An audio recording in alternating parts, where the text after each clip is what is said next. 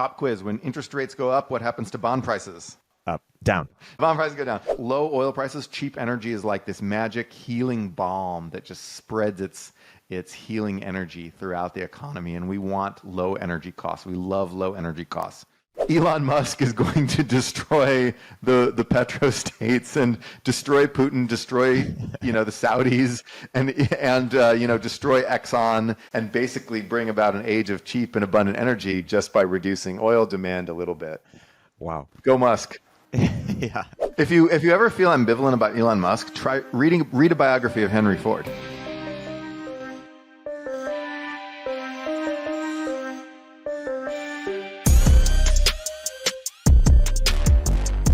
Welcome to Econ 102, where economist Noah Smith and I make sense of what's happening in the news, technology, business, and beyond through the lens of economics. Let's jump right in. So last week we talked a lot about China, and we did a deep dive on sort of the crash that's occurring now. And one of the things we talked about is how we didn't think that it would deeply affect the U.S. economy in a negative way. In fact, it might even have positive effects. And so on curbing inflation and rates, et cetera. So I thought we'd do a deep dive into the U.S. economy in this episode, because there's often been a difference between what's actually happening and what people feel is happening. And you've got some good posts on this, one of which was a bit ago called, if this is a bad economy, please tell me what a good economy would look like. So maybe we can deep dive on what's actually happening in the economy and what do people misunderstand and why? Right. Well, so the title of that post was not, just sort of a declaration that it's obvious that we are in a good economy. It's actually a real request. It's saying that if you think there would be something better, if you can imagine what a better economy would look like, think about that. That's important to think about. A lot of people just get up there and complain. They say, they can cherry pick any terrible thing they read about on some Twitter account. Sorry, X, the everything app. But when they think about, when were things better? I think that that's a difficult question for a lot of people to answer because, employment rates are really high. Labor force participation among people who are of working age has just roared back. Practically everyone who has a job wants a job, and in terms of wages, there were some months when real wages fell, right? And you could say, well, of course people are getting poorer, of course they're upset. But then around summer of 2022, which is a little over a year now, real wages started rising again, and are on their sort of pre-pandemic track. They're still on the trend of growth that they were in the late 2010s, in 2018, 2019. They're still on that growth path. And so there's a question of, okay, well, if it's not that, if wages are growing again, has it just not sunk in yet?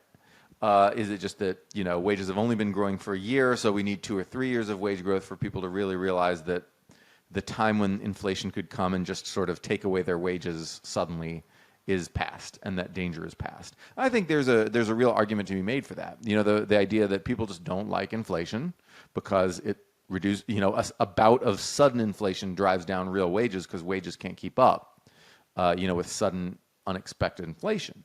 And so I think there's this real strong argument to be made that people just hate that. I would hate that. Everyone hates that. And so then if that's truly gone and wages are back to their sort of steady upward climb, then I think maybe we just have to wait. So that's sort of one hypothesis. Another hypothesis that a lot of people have brought up is mortgage rates. So in order to control inflation, the Fed has raised interest rates to, around 5%, 5.5%. And that's not low in historical context. Like we used to have interest rates that were like, 10%. But it is definitely high compared to what we got used to in the 2010s and the 2000s. We had low interest rates for pretty much that entire time, often all the way at zero.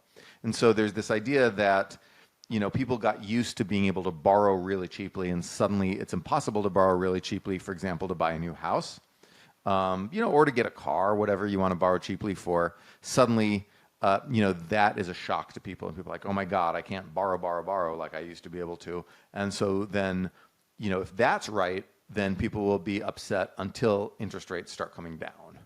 And so those are sort of two hypotheses. And then a third hypothesis is the vibe hypothesis, where it's just like, okay, we had, riots in 2020. We had, the coup attempt in, such as it was in January 2021. We've had, people being thrown in jail and Trump being indicted and bans on abortion and just all sorts of other stuff that makes people feel like we're in this era of unrest. We're in this era of bad feelings. And so then, maybe it's just bad vibes from that era that are just making people look for something concrete to complain about. And so they're like, okay, economy sucks. Biden's economy sucks. And so those are kind of three hypotheses: inflation, mortgage rates, and just vibes.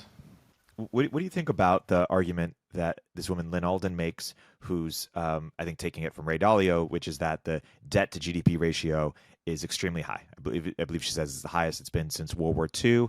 And there's this quote she has where she says, whenever sovereign debt to GDP has reached over 130%, 51 out of 52 times that debt was not paid back in real terms, meaning there was inflation. And so her argument, or what she takes from this, is that we're going to have kind of persistent medium inflation over the next decade, maybe 3% or something like that, maybe even a little bit higher, because we're going to have to inflate this debt away. What do you think about that? Well, I think that the idea that debt gets inflated away is absolutely right. We did that after World War II, and we're doing it. Now with the high recent inflation actually did help us a bit with our debt levels. We in the second quarter of 2020, federal debt to GDP. Now this is not total private debt or whatever. This is just the government itself. That reached about 135% of GDP in 2020, but now, as of Q1 2023, it's only about like 119, 118%. And so that's obviously a substantial decrease. And that happened because of inflation, because inflation erodes debt.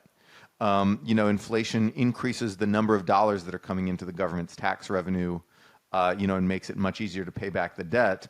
And, of course, who gets hurt by that is holders of treasury bonds. And so that's absolutely true, that inflation erodes debt. Now, the question of, does that mean we'll have higher inflation in the future in order to reduce the debt? Unpacking that, how would that happen?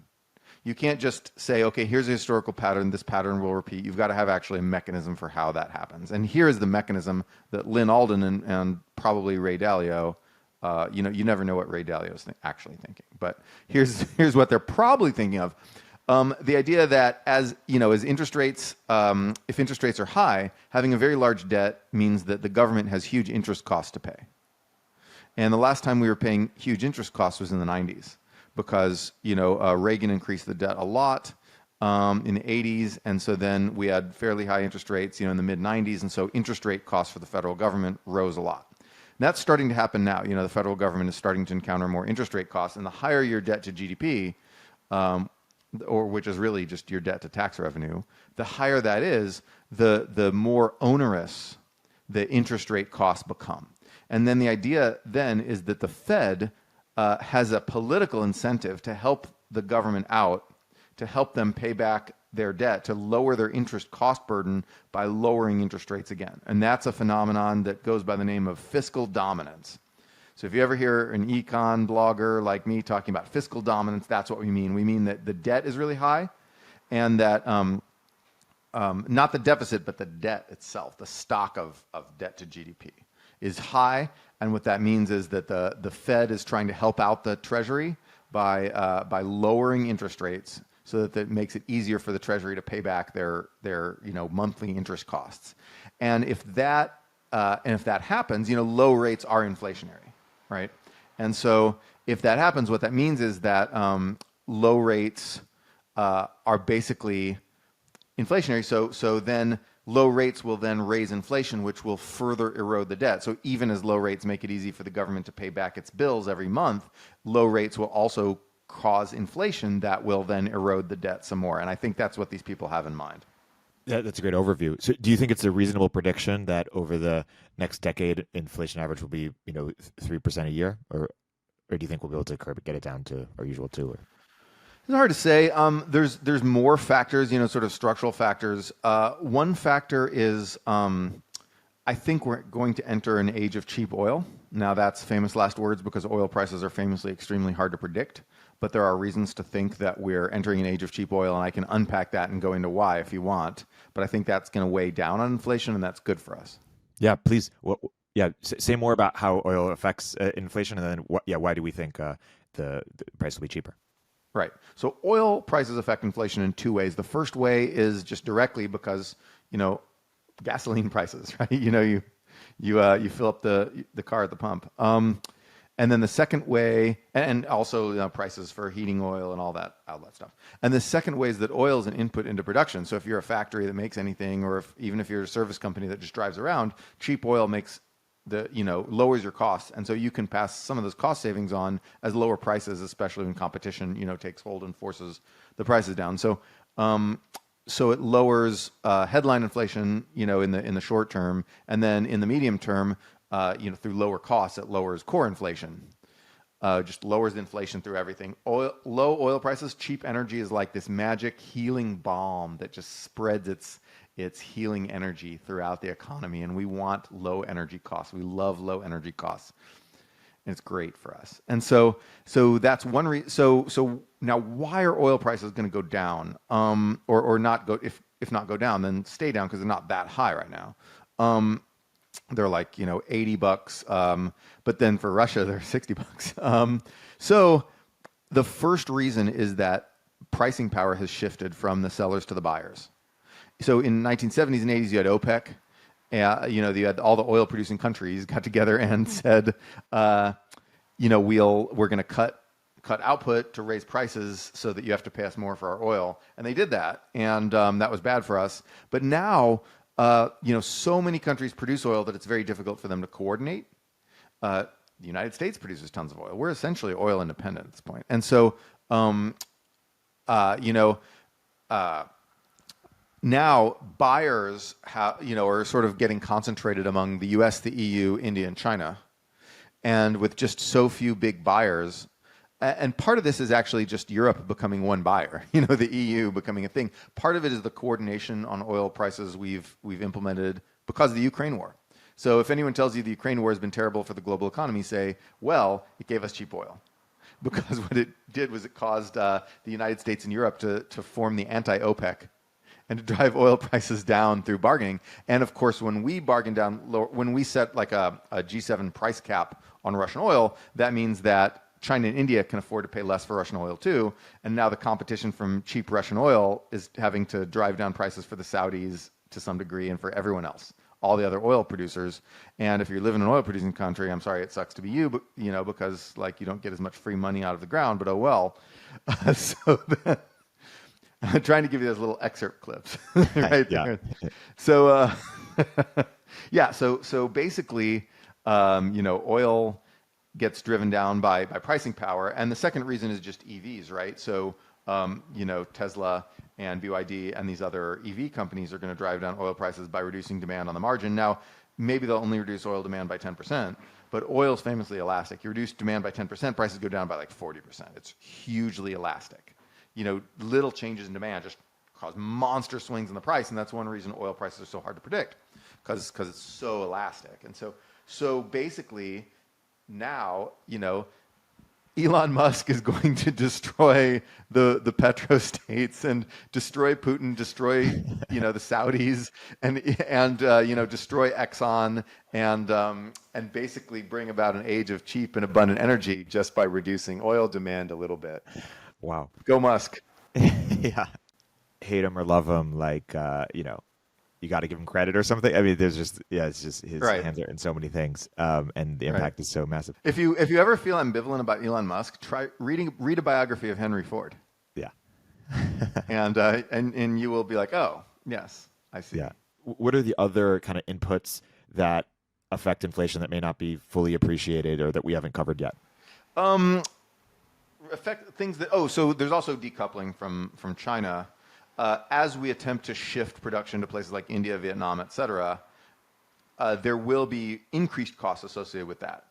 Temporary increased costs from the cost of actually just moving everything around, redoing the logistics, building the factories, all that stuff, but also, permanently increased costs from the fact that China is this, not increased costs, but a slower pace of cheapening for things. Because China was this one-stop shop that was incredibly efficient at just driving down the price of everything by locating, they had low costs and, that they subsidized for everything. But so they were subsidizing our consumption, but also they were extremely efficient because they had all the pieces of the production chain within one area, right? And so now, production is flowing out of China because people are realizing, oh my God, the day that they start a war or whatever, then we lose all our investments. That's one reason. And the other reason is that, the government's really cracking down on foreign private companies. And they think, we don't need this foreign investment anymore. We don't need to spend our life making stuff for Apple anymore. Like, that's done. We're cooler than that now. We'll make stuff for us. Our own companies, Huawei, and, whatever. And Anchor, which makes your little wall plug, and Hisense, which may make your TV, or companies like that, or Shane, which makes your really bad looking clothes. And that's just tragic. Like, Shane is like, we've got the combination of shitty fashion and authoritarianism, this nexus of all the things I don't like. Anyway, so down with Shane, but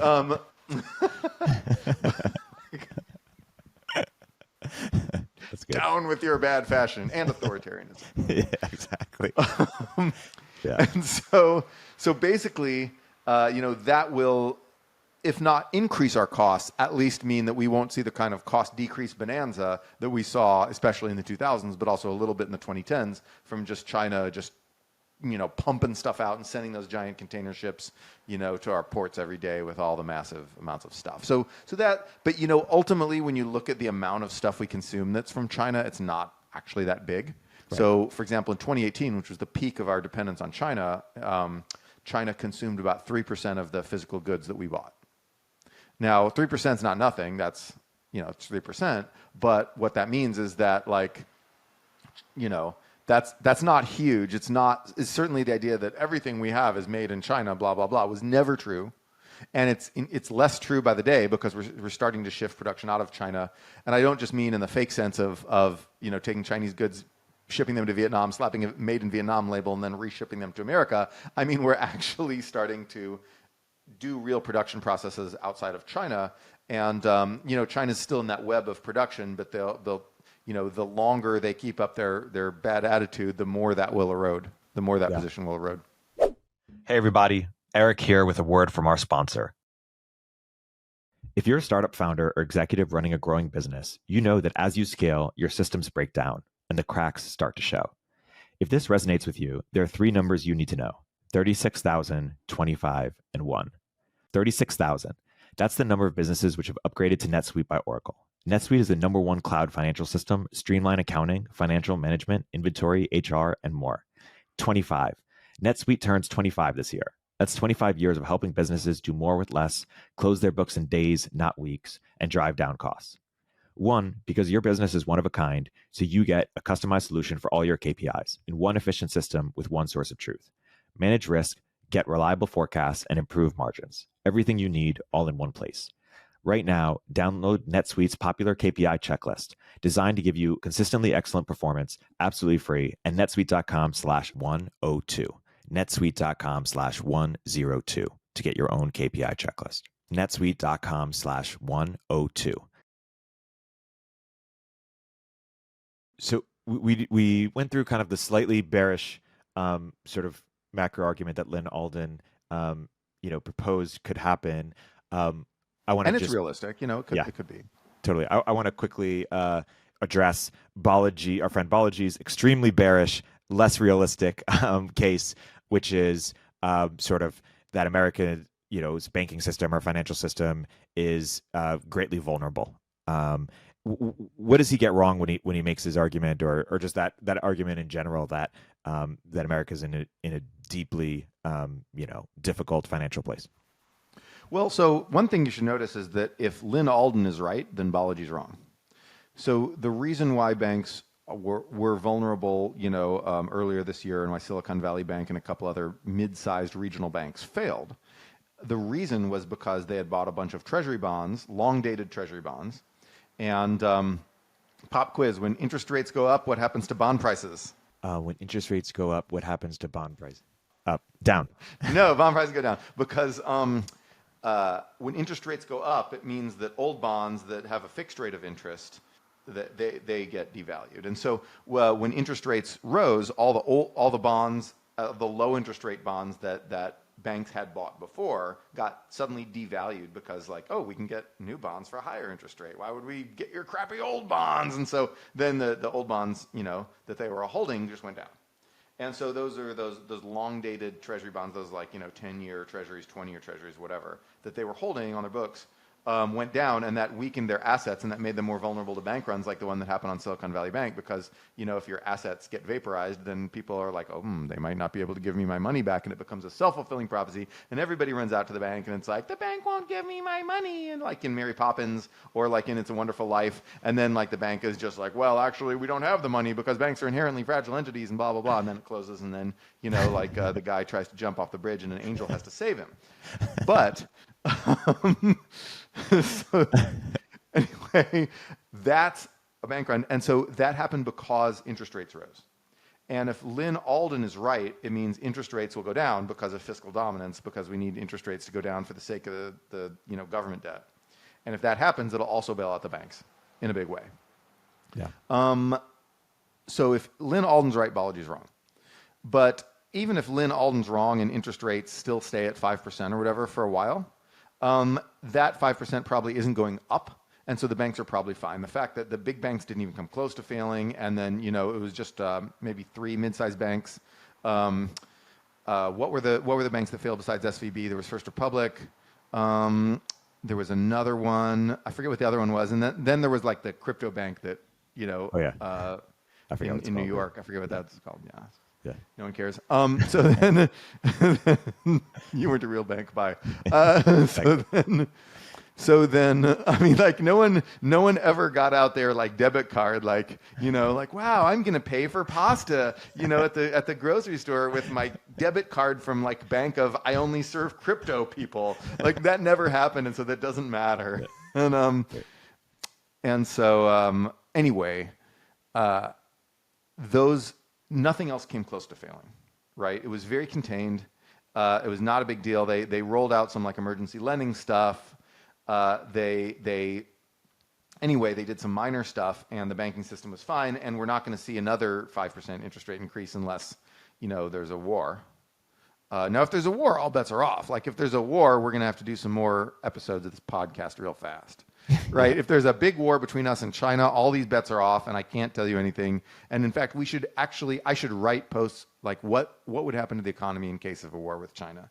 That would be a big deal. And so, but other than that, I don't see reasons for continued bank failures, even if interest rates don't go down. But if interest rates go down, there's no problem at all. Yeah. So Balaji's wrong. Sorry, Balaji. I once had a debate with Lynn Alden. I'll bet Balaji $1 million. Yeah, that Bitcoin won't hit $1 million.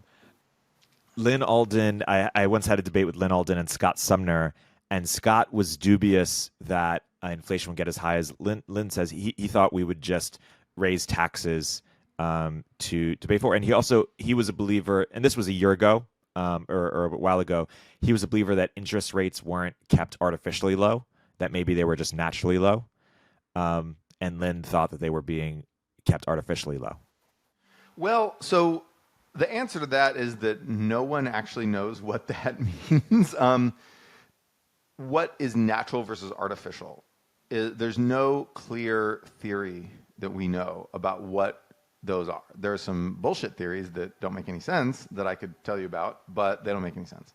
And typically, so one perspective you can have is that if you keep rates artificially low, then inflation goes up.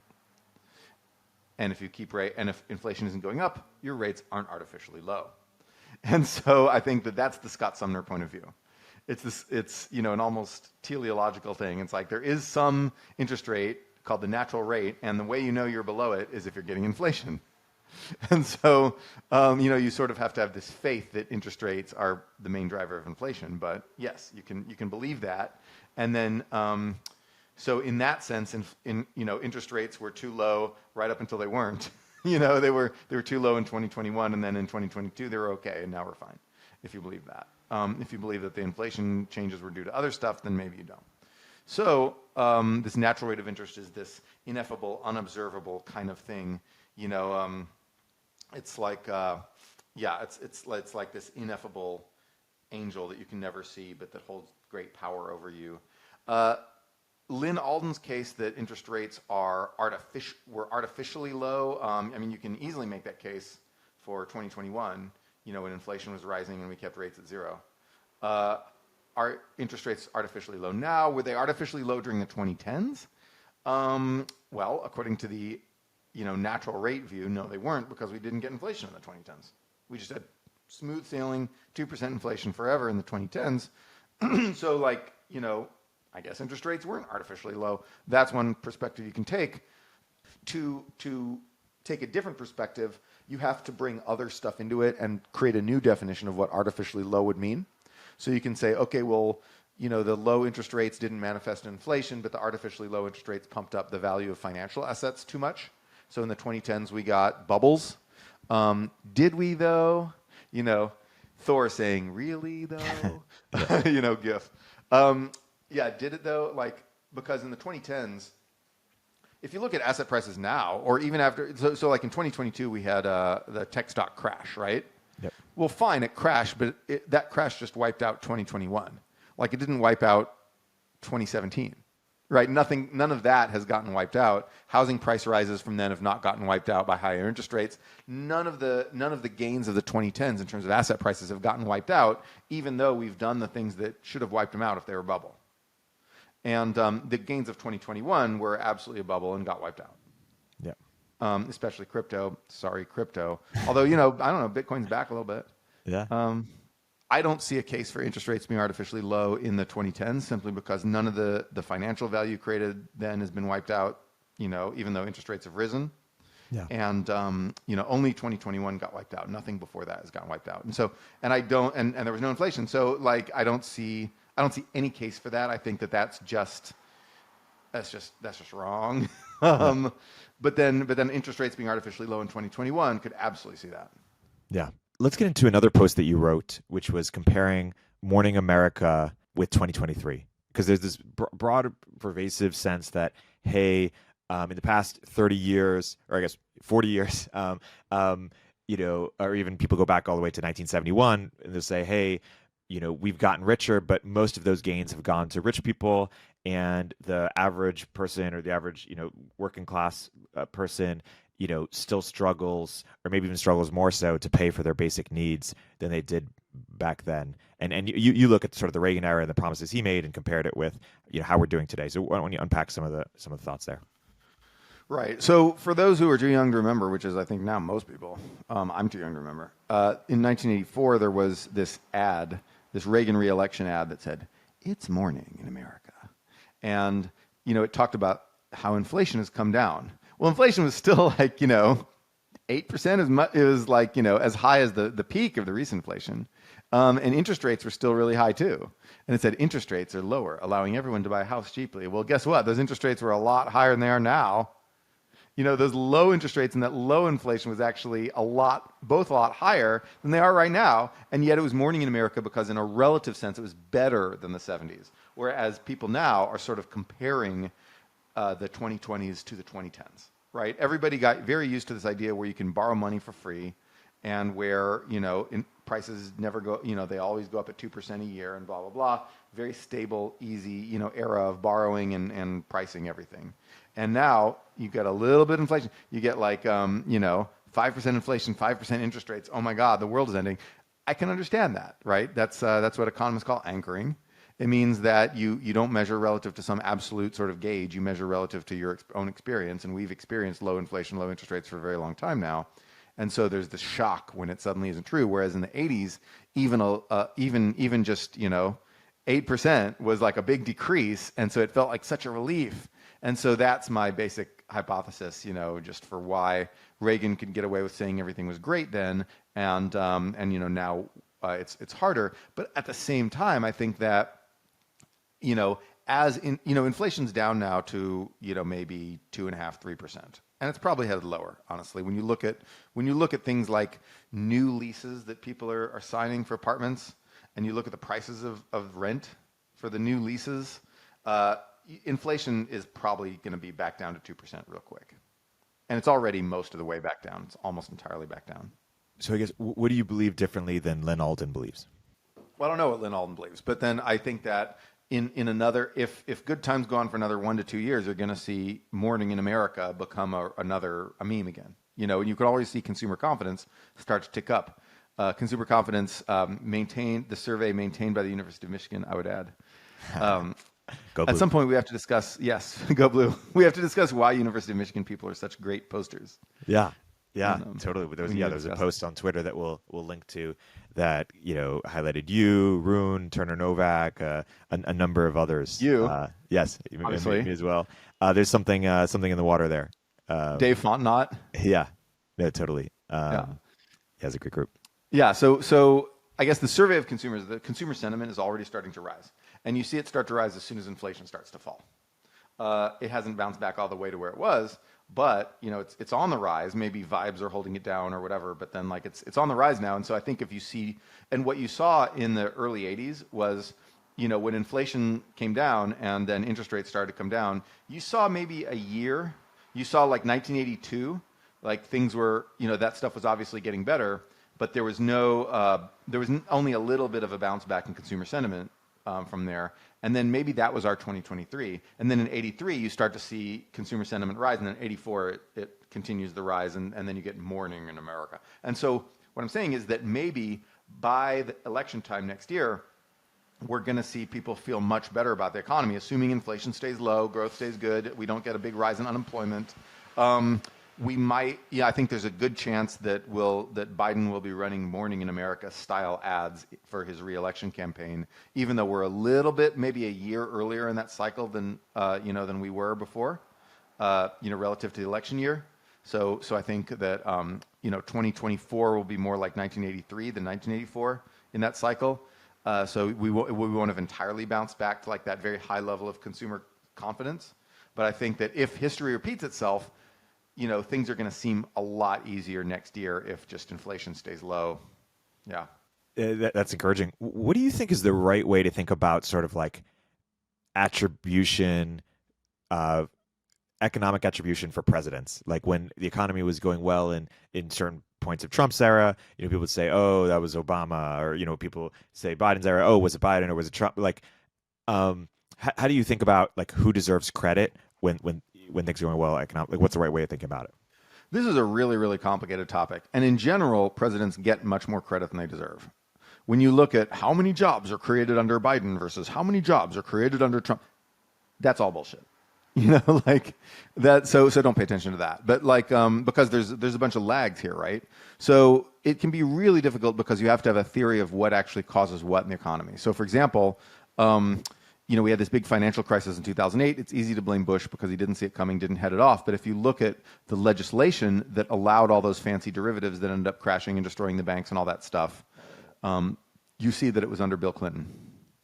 And so I actually blame Bill Clinton for the Great Recession more than George W. Bush because neither of them saw it coming, but Bill Clinton did the policies that led to it, whereas George W. Bush simply sat there and didn't notice that it was happening. But everyone else, almost everyone else, didn't notice that it was happening either, and so I blame Clinton more. And so the bad economy during Obama was to some degree due to Bill Clinton, right? And so and to Ronald Reagan and Jimmy Carter, who had both done previous rounds of financial deregulation, but mostly to Clinton, and to Bernie Sanders, who supported the Commodity Futures Modernization Act of 2000, by the way, which was the main piece of legislation that deregulated the really scary stuff. But so no, Bernie, you can't complain. Occupy Wall Street's about you. You did that. Really, I think that. So what has Biden done to help the economy? let's not go back to Trump and rehash Yeah. Trump. Let's talk about Biden. Yep.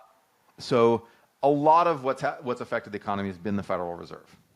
But Biden did the American Rescue Plan, which probably exacerbated inflation a bit and put money into people's pockets and, helped improve employment a bit, right? I don't think the effects were huge on either of those counts, but it boosted employment and it boosted inflation. It helped run the economy a little bit hot. Obviously, the Fed keeping interest rates at zero for 2021 was, sort of complicit in that for both good and bad, for good and ill. And so then there was that. But I think one thing that Biden did that really has helped the economy a lot is when the Ukraine war started, Biden made a concerted attempt to push down oil prices. They said, okay, oil's the problem.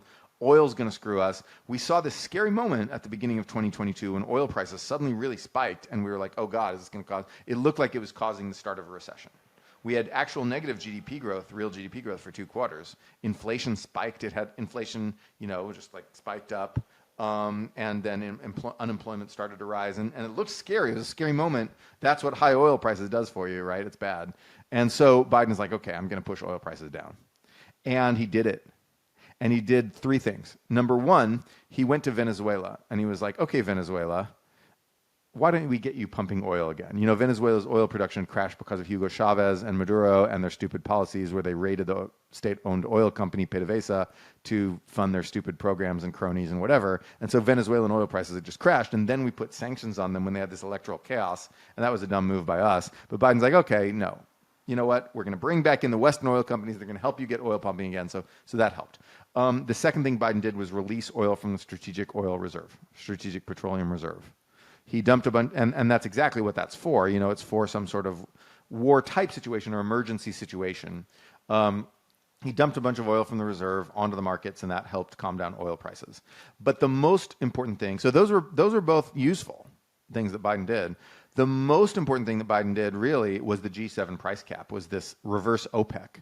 We formed reverse OPEC, and people don't even realize it. And people need to realize how important that is, how for 40 years we lived under the terror of the oil sellers being able to cut off our oil at any moment. And, to some degree, we even got involved in Middle East wars because of that. And now we have just formed anti-OPEC. Anti-OPEC is the G7 price cap, but China and India are unofficial partners in the anti-OPEC coalition. So it's United States, Europe, China, India. Who else buys oil? Like maybe Japan, Korea buy a bit, like some Latin American countries maybe. But most of who buys oil is just those 4 entities, United States, Europe, China, India. Now they've all agreed they want cheap oil. They want to buy oil cheaply, and they're going to pay as low as possible. And the G7 price cap on Russian oil is helping to push down oil prices. And, Russia was this captive producer. Russia can't cut production because it needs to fund its dumbass war in Ukraine. Right? So Russia has to just pump and pump and pump and pump and pump so they can sell as much as possible. Well, guess what happens when you pump and pump and pump and pump and pump? Price go down. And so Russia is just this captive producer who has to sell as much as they possibly can. And we're like, how about if I pay you a little less or a little less? And so then, we are paying them, $60. We don't actually buy our oil from Russia, only a little, very small amount. But that low price cap allows China and India to say, okay, how about we pay you less too? And so we have this unofficial reverse OPEC. And so that's Biden. Biden did that. And that has not only goosed the economy and lowered inflation, but that has durably changed the state of world oil petro geopolitics that everyone has been writing about for 40 years. All the petrodollar and the, Daniel Yergin's The Prize and all these things are all based around this idea that the oil price sellers have this pricing power and can choose to turn off the taps. It was all coming out of 1973, not 1971, but 1973. It all comes out of that. That defined our world for a generation. And now we've just managed to reverse it, and people don't understand the importance of that yet. And Biden did that. So that's helpful. Steelman, just to understand both sides, the sort of the critiques that people have on Biden's sort of impact on the economy. You mentioned sort of the positives of the Ukraine sort of situation, but some people look at all the money that we've spent there or the money we've spent on other stuff. Like, what critiques of Biden's economic policy do you sympathize with, or what's the strongest version of that? So people criticize the American Rescue Plan for pumping up inflation, and they're right to a small degree. It did exacerbate things. It helped employment and it goosed inflation. I would have made it smaller than it was. I think that Larry Summers was right about that, but I don't think it was that big a deal ultimately. Deficits have come down since then. We have lowered our. Now remember the difference between deficit and debt. Deficit is how much we borrow each year, while debt is like the stock of debt we're sitting on. So our deficits have reduced, but not as much as they should have. We should have cut deficits more than we did. And so Biden is borrowing and spending too much, even though he's borrowing and spending a lot less than we did in 2021. And so, yeah, so we are spending too much. Yes, so there is that, and that is not necessarily going to come back and bite us immediately, but it's not helpful, and it's something we're going to need to fix, and it's going to be slightly painful to fix, and we've kicked the can a little bit on that one. So that's going to need to happen. The austerity measures that we did with the recent debt ceiling showdown were basically nothing. It was bupkis. And so we're going to need to have an actual deficit reduction soon-ish because of those high interest rates. Yeah. Because the deficit adds to the amount of debt that we have to roll over, so that when interest rates are 5% and we have these old bonds we're paying off that are at 0%, and then they finish paying off, and we have to roll them over and reborrow. Then now we're reborrowing at 5%. Interest rate costs go way up, and the higher our deficit every year, the faster we have to roll that over, and the faster we have to go from paying 0% to paying 5% on our bonds, right? And so that's bad. So we're going to need to cut the deficit for that reason, unless interest rates come down rapidly. So Biden has kicked the can on that one. And so that is a criticism that I have. We should have done more austerity. It wouldn't have hurt the economy. But we became a little allergic to austerity during the Great Recession for good reason. Well, for reasons that used to be good and are now just fighting the last war. We should have spent a lot more, borrowed and spent more in like 2010, right? We should have done that more then. And everyone was scared. And now we should be cutting deficits more. And now, everyone is scared, and so we're always fighting the last war. And so that's a problem with macroeconomics and policy. But so that's a problem with what Biden has done. There's a whole realm of Bidenomics that we haven't even gotten into, which is the industrial policy stuff, the IRA, the CHIPS Act, sort of this factory construction boom. It is helping our economy. It is it has yet to be seen if it will bear long-term economic benefits. I'm optimistic, but we don't know yet. So I think that people who criticize that are mostly politically motivated because they're just sort of saying industrial policy is always bad, or they don't know what they're talking about. I have some friends who say this, and they don't, Michael Strain is my friend, but he doesn't know what he's talking about on this issue. And so it's just this very knee-jerk sort of thing that people from the American Enterprise Institute or the Cato Institute do. That's a whole nother kettle of fish. Yeah, well, let's do another episode on that. Yeah, let's do a whole nother episode or 7 episodes. I don't know. In terms of macroeconomic stuff, I think that the continued high deficits, are the biggest criticism we could have right now of what Biden's doing. But it's important to realize it hasn't come to bite us yet. Yeah, and how do you think about the money that's spent out to Ukraine? Is that a drop in the bucket? Is that pretty significant? Is that the amount justified? Could we spend 3x and that be justified? Money that we're spending, right? Most of that is equipment that we're giving. And so when you take the value of equipment that we're giving to Ukraine, we have a $5 million rocket launcher and we ship it to Ukraine. And then we say we paid Ukraine $5 million. No, we gave them a rocket launcher. And people are like, why didn't you send that to Hawaii? Well, okay, we'll send a rocket launcher to Hawaii. What are they going to do with it? We sent them a bunch of rocket launchers, and we sent them all these little missiles that shoot down tanks, and we sent them, all these Patriot missile batteries. And we had all this stuff sitting around from the Cold War. And what people need to understand about the Ukraine war is that to a large extent, it is the Soviet Cold War surplus fighting against the NATO Cold War surplus. It is the stuff they built in the 70s versus the stuff we built in the 80s. It is exactly the war that all the little kids in the 80s with their little binders full of diagrams of here's what our fighter jets can do and here's what their tanks can do, and all these nerds reading their little Cold War military fanboy stuff, like that happened. That those got to fight each other finally. You know, like the HIMARS are a little more recent, but then essentially we have this surplus crap that we have. It's not crap. It's actually pretty. Our stuff is better because we built it later and because we're better at engineering than them.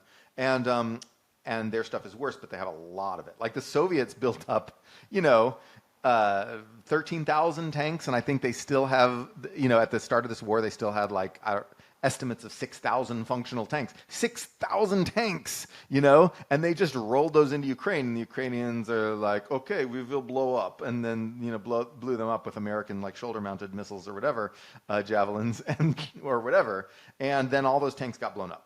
And so then this is the war of the surpluses. And a lot of the aid we're giving to Ukraine is surplus stuff.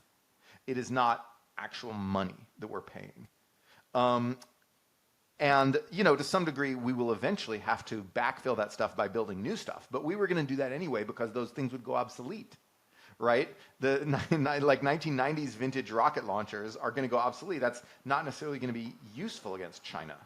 We're going to have to build more stuff. We're going to need another defense buildup, and that's a hard conversation that we need to have. We need to have another podcast about that, about the defense buildup that we need, even in a time of austerity. It's going to be painful and difficult, and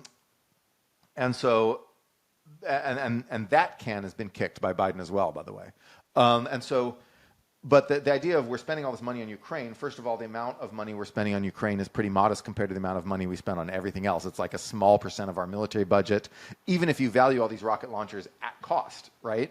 We're not valuing these rocket launchers at their resale cost, right? We're valuing them at what they paid for them. Imagine if you drive a car off the lot, if you drove a car off the lot in like 1996 and you still have that car and you value it at the amount you paid for it from the dealer new, that's how we're valuing the stuff we send to Ukraine. And so and we are sending some actual cash to like help them pay for imports and stuff like that. We are sending them a bit of cash, but it's a lot less than what you read in the papers. And so most of that is just, Republicans, not even Republicans, because a lot of the Republicans support Ukraine too. I would say half the Republicans support Ukraine. It's really just the MAGA people and the, like, I'm anti-war, but really I'm just pro-Russia kind of people, blowing this up. And like anti-Ukraine stuff has become this magnet for just every sort of monster of the age of unrest. Every crazy person from the 2010s, every RFK Jr. and every, every crazy leftist and every crazy rightist has coalesced around opposition to helping Ukraine. And it's great. Because we have the Ukraine test, because all the crazy people eventually just go ham on Ukraine. Like all the money we're sending to Ukraine. That's how you know that you're nuts, because you haven't actually looked at what we're sending and how much, right? Even if you value all of it at cost and you value a rocket launcher as actually costing that many millions of dollars, even if you do that, it's a small % of our military budget, to say nothing of our total budget. It's like just this tiny amount. It's just this thing people harp on, right? But if you look at the actual cash that we're sending, it's like much, much less. And so basically this is complete BS. The fact that I say that is not going to stop anyone from yelling their heads off about it, because it's this amazing, strange attractor of kookiness that is just drawing in all the kooks. But this is how unrest ends. This is how the age of unrest of the Trump era and the 2010s and the late Obama era and this is how the 2010s ends, right?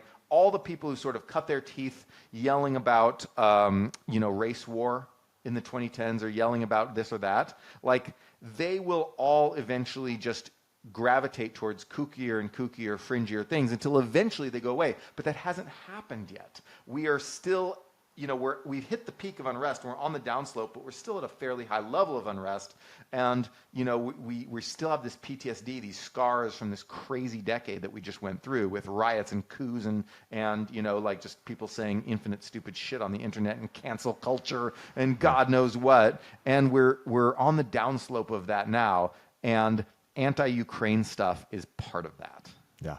Gearing towards closing of this sort of economy episode, let's close on the other post you wrote, which was basically analyzing the song of the month, which is the Richmond of Richmond song. I've been selling my soul working all day, overtime hours for bullshit pay, so I can sit out here and waste my life away, drag back home and drown my troubles away. It's a damn shame what the world's gotten to for people like me, people like you. And you go into the Richmond, North of Richmond song and say, here's where you sympathize and here's where they get it wrong. Why do you unpack that? Oh, so, that song, which is a catchy song, it's like, anyway, I won't sing it. But we should actually have a clip where I just do the Richmond, North of Richmond song. But basically, he's like, I worked as a factory worker in Virginia. The money sucked, therefore everything sucks. And the problem is actually welfare paying for people to get fat. So it is absolutely true that manufacturing wages are not high enough. Especially in Virginia. Virginia, they've been going down for like a generation. Manufacturing in Virginia has just not done well. And those people are getting paid bullshit pay, and it's not super livable, that money. And so I would say that in a relative sense, Biden's been the best president for the working class that we've had in my lifetime, but that's a very relative sense because, like the working class is still suffering in America and it's going to take decades they're doing a little less bad than they were overall, 15 years ago or whatever, or let's say 10 years ago, but not much. And so he's absolutely right that the American working class has a lot of problems and that we let this happen. Rich men north of Richmond and south of Richmond, like it's not just the Yankees. It's, look to the rich men in your own backyard. And, after that song, he came out and said, I'm not just talking about Democrats. I'm talking about Republicans too. I'm talking about all of you. I'm a nonpartisan populist. And that's fine because he's right. There was a joint ignorance joint ignoring by Republican and Democratic rich men to just, and women, north and south of Richmond to ignore the working class for generations. And that sucked. And I wish that hadn't happened. And I wish I could have stopped that. And now we're going to fix that. Hopefully. We better. And so he's right about all these problems. But then he goes into this anti-welfare stuff about well, you're fat because welfare is paying for your fudge rounds. And I discovered what a fudge round was. Look, okay, I'm proof you don't need welfare to get fat, all right? You can make a decent salary and you can get fat off that. Anyway, but that makes no sense. Poverty isn't going to keep people fit and healthy. There's this whole giant debate over whether food stamps exacerbates obesity, and the consensus seems to be that maybe it does, but just a tiny bit. It's not. Most of obesity is from the fact that we drive everywhere and our food's loaded with sugar. That's why we're fat. Because we drive everywhere and our food has a ton of sugar in it. All right, that's why we're fat. And, so walk a bunch and don't eat sugar. I don't know. And especially for kids. Point being, he doesn't know who to lash out at. He knows what the problem is, but he doesn't know who the villain is in this story. He imagines these rich men in D.C., doing all these bad things to him. And he's right. They are there and they're doing bad things to him. But he doesn't know how they are.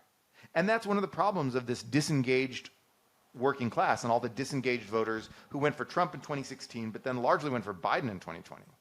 And ought to go for Biden again because Trump is just garbage and, we don't need that back.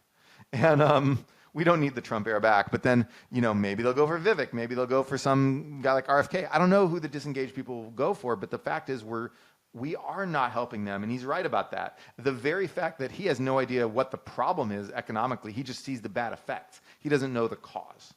And the fact that he doesn't know the cause is also partly a factor of, it's also partly a result of the fact that we've just forgotten about these people, and so he's absolutely right to complain, and rich people screwed him over, and it sucks, and we've got to fix that.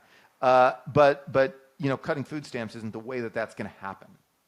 And the way that it's actually going to happen to fix this, there's a lot of things we need to do for the working class. We're just now starting to, increase union power a little bit, to improve overtime rules. Biden is doing both of those things to increase factory construction and pump up factory jobs. Those are three things Biden has really done. Like I said, in a relative sense, Biden's the best president for the working class in my lifetime. In an absolute sense, we still haven't done nearly enough. That's a good note. Well, last question then is, in a chat, I just put this link. It's called WTF Happened in 1971. And I'm curious if you can take a quick look. These graphs aren't foreign to you, but just as an example of like, and I'll put them in the show notes as well. I know every graph on that site. Yeah, I'm sure you do. Are they bullshit? Are they real? Like, what should we take from this? They're all absolutely real, and the cause is not mysterious. And the only problem with that site is that it got the year wrong. It was 1973. Got it. And it's the oil stuff that we're talking about, or what is it? Oil. It's oil. So there's a curve that you should look up called the Henry Adams curve, where energy and GDP went together. They rose together, not at the same slope, but they rose in tandem for many years as we got, because in 1700, what were we using for energy? We were using muscle power, we were using cows, we were chopping down wood and burning it, and we were burning animal poop. That was our energy, right?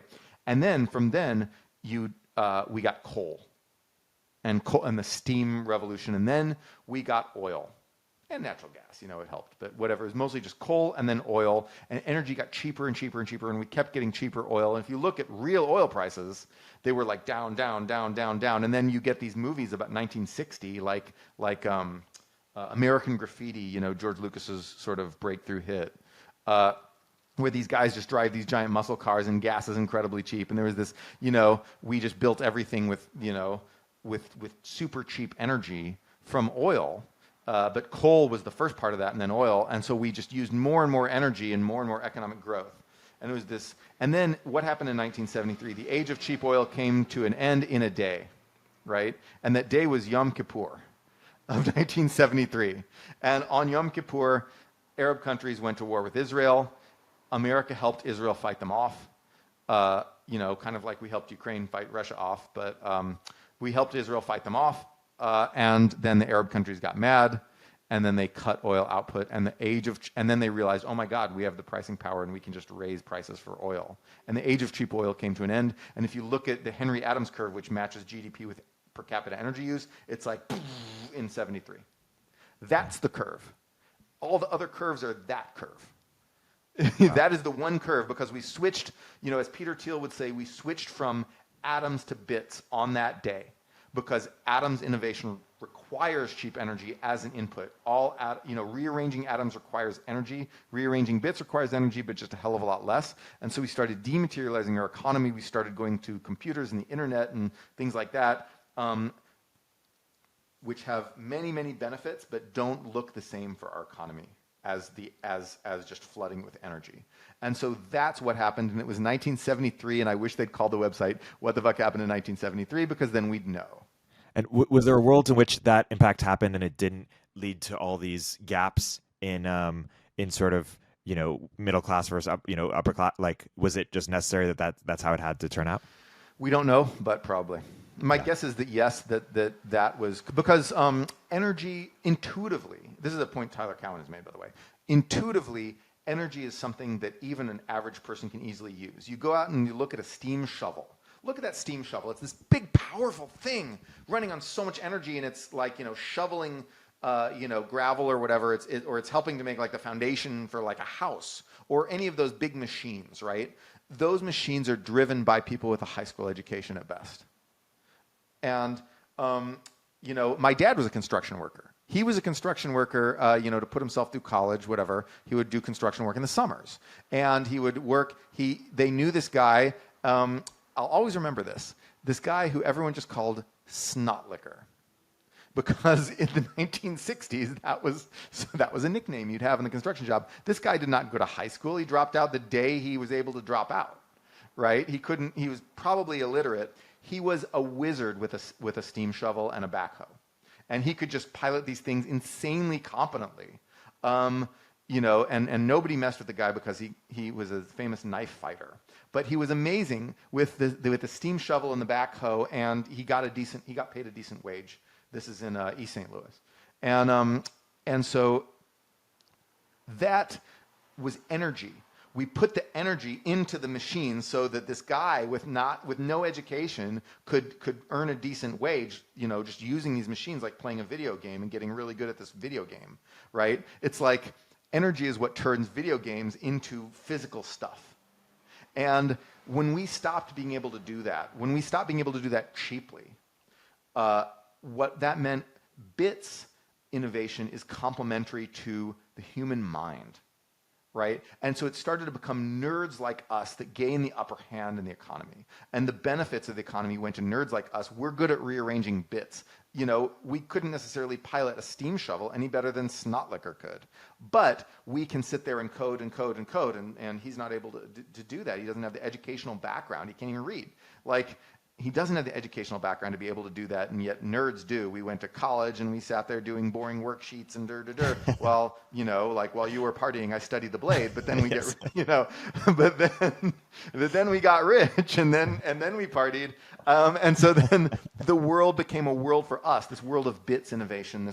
And by the way, we need another episode on this. There's like 20 things we need another episode on, but I am hopeful that AI will take our mojo. I am hopeful that AI will devalue the nerds a little bit and allow average people to program computers. Wow. And I'm hopeful that the age of the nerd, but also cheap energy is going to come back. And people don't realize that yet. When cheap energy comes back and the Henry Adams curve starts up again, 1973 will be canceled, and then someone will someone will make a very nice looking website about how things got better and said, what the fuck happened in 2023? Yeah, it's a good place to I mean, it's funny, if a couple decades ago was Revenge of the Nerds or something, maybe it's to be Revenge of everybody else or the jocks or whatever. Yeah, the normies. Revenge of the normies. The normies. That's good. That's what I want. We'll close on that. We have some cliffhangers for future episodes. This is another banger. Noah, until next time. Until next time.